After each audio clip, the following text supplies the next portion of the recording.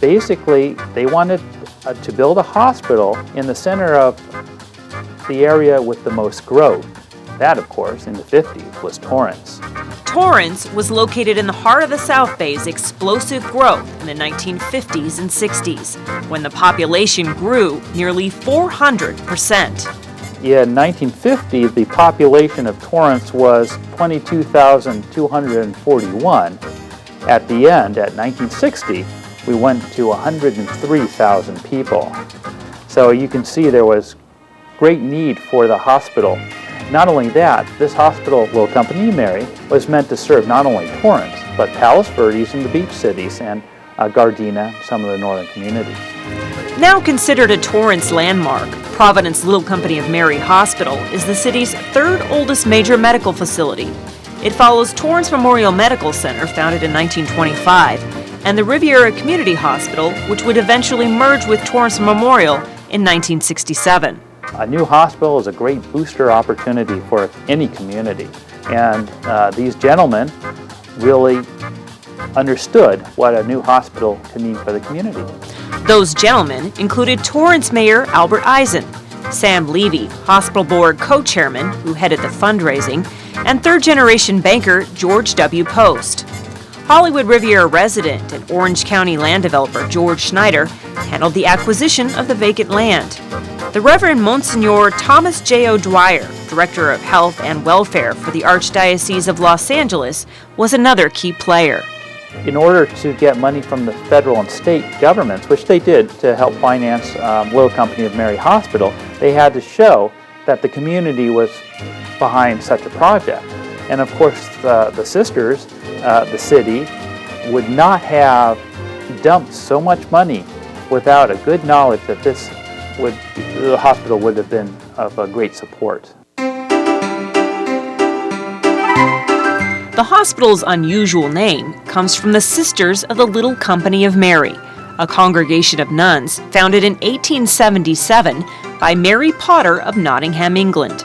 The ministry was primarily European-based until 1893, when the sisters were invited to Chicago, where they opened their first American convent. In 1956, Cardinal McIntyre invited the Sisters of Little Company of Mary to come to Torrance to build a hospital. Upon their arrival, they received a 10-acre site from the Los Angeles Archdiocese. 4 sisters traveled to California from Chicago to finalize building plans, help organize the staff, and begin fundraising efforts. In December of 1957, ground broke on the 10-acre site for the 5-story building to be shaped like a cross. The 4-wing structure would house 150 beds to serve not only Torrance patients, but residents from surrounding South Bay communities.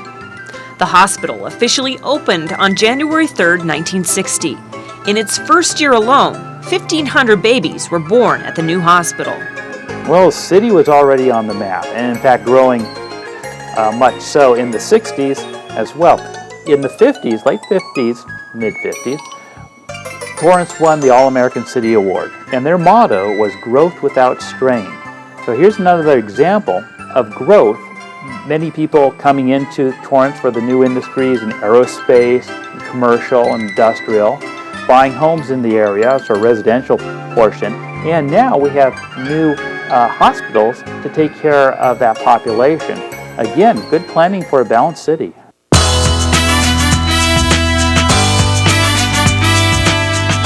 When Little Company of Mary Hospital opened in 1960, nurses' salaries were $2.20 an hour, and homes in the area sold for under $15,000. Fast forward 50 years, the hospital has expanded many times, including the $55 million state-of-the-art Hannon Tower built in 2002.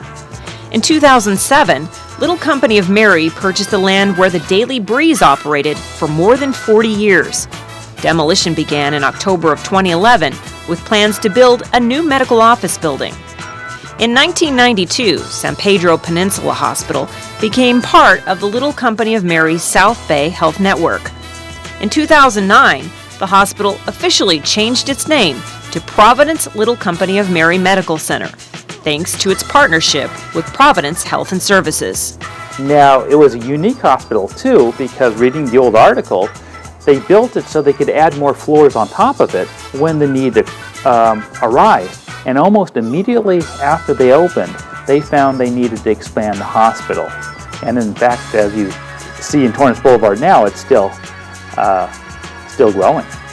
The Torrance facility currently has 436 beds and admits more than 17,000 patients each year. It is recognized as one of the leading hospitals in Southern California, not only for its state-of-the-art facility, but for its patient care and staff. Colleen Farrell with the Centennial History Minute.